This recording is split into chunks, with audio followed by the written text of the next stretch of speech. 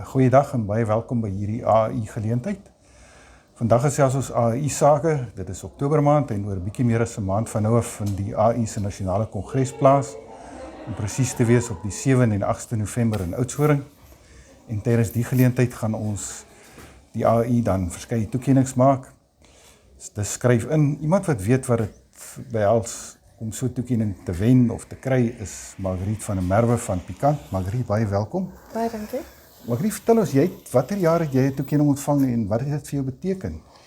Ek het in 2022 die toekenning vir klein besigheid van die jaar ontvang.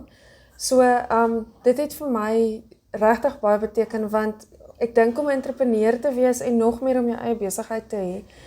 Mens verloor partykeer daai hoekom jy begin het en jy kyk altyd net vas in watter struikelblokke daar is, maar om so 'n toekenning te kry, gee jy 'n bietjie in die Engelse woord credibility, dit laat jou dink aan dat mense sien jou raak, dit gee vir jou 'n bietjie meer waardigheid in jouself en jou besigheid. Jy het 'n interessante storie, jy het eintlik van niks af begin as ek dit so mag uitdruk. Kan jy so kortliks vir hom vertel hoe het jy begin en want ek dink dit sal mense motiveer en laat besef hulle moet net kop hou en hoop hou. Ja.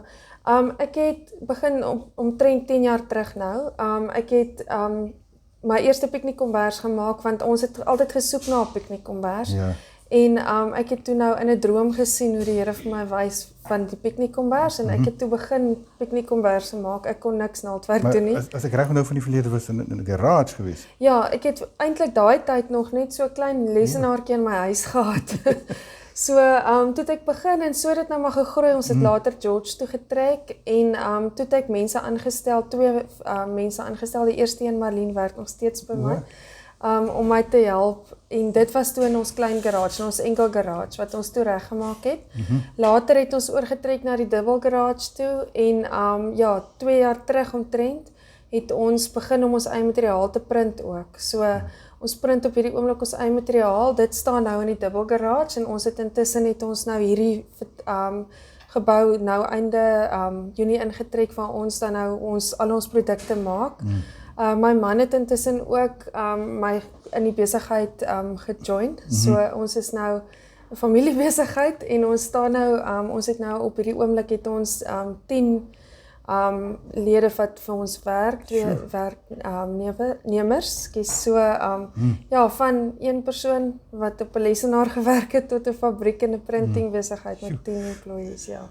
Ek dink mense besef om jou eie besigheid te begin is nie altyd maklik en daar's 'n risiko aan verbonde, maar wat sal jy dit aanbeveel as jy nou dink wat jy deurgaan? Ja, ek sal. Slaaplose nagte, maar sal jy nog steeds sê dis die moeite werd? Ja, dit is definitief. Dit is definitief nie maklik nie. Om elke oggend op te staan en te onthou hoekom jy begin het, is nie altyd maklik nie. En daar kom vreeslik baie struikelblokke, maar ek dink dit vat nogal, jy moet elke oggend besef waantoe jy op pad is. En jy moet aanhou en oor daai struikelblokke kom, maar elke keer as jy bo kom, is dit so lekker om terug te kyk en te sien waar jy was en waar jy vandag is, ja. Wat se advies sal jy vir mense gee? Kyk, baie mense het idees, maar ek vat myself, ek het altyd hierdie wonderlike idees, veral in die begin van 'n jaar. Ja. Maar hoe sal jy dit in die praktyk omsit? Wat se advies sal jy vir mense gee? Waar moet jy begin? Ja, ek dink die ding is om nooit op te hou nie. En ek dink 'n groot fout wat baie mense maak is om te dink hulle moet R1 miljoen in die bank hê om 'n besigheid te begin. Ek het werklik met niks begin nie. Ek het my eerste piknikkombers het my man vir my geld geleen en ek het daai een gebruik om 'n tweede een te maak. En dit is hoe my besigheid gegroei het. Ek het nog nooit regtig finansiële hulp gekry van iemand af nie. So ja, ek dink jy moet definitief aanhou en elke dag net aanhou en aanhou en aanhou. Jy moet nooit opgee nie. Dit is die een ding wat jy moet doen. Net om af te sluit, waarheen wil jy of mik jy? Wat wil jy nog bereik? Of wil jy, is jy nou nie hierdie geheime gee, maar wat wil jy nog bereik? Wat wil jy nog doen? Wil jy nog groot gaan, wil jy na ander stede gaan of wat? Ja, tans voer ons uit na sekere lande toe. Regtig? Waarheen byvoorbeeld? Namibië redelik baie. Maar ek wil regtig ek het al in Parys gaan uitstal ook my goed, so ek wil regtig ons besigheid oor see neem. En ek wil vir nog meer mense werk verskaf, want dit is regtig, ek dink dit is 'n groot ding in ons gemeenskap om werk te verskaf. Van 'n letterlik klein begin in George, selfs na die buiteland, buite die land se grense. Nee, maar baie dankie, dis regtig aangenaam om dit te hoor. Ek hoop dit motiveer ook ander van ons kykers. daar het julle nou almal gehoor, so van 'n klein begin, en hier staan Margriet vandag met haar eie besigheid, 'n permanente sakevrou. Skryf gerus in vir die AIC toekennings, dit sluit op die 14de Oktober. Gaan kyk op ons webtuiste, daar sal jy al die inligting kry en AI groete, mooi loop.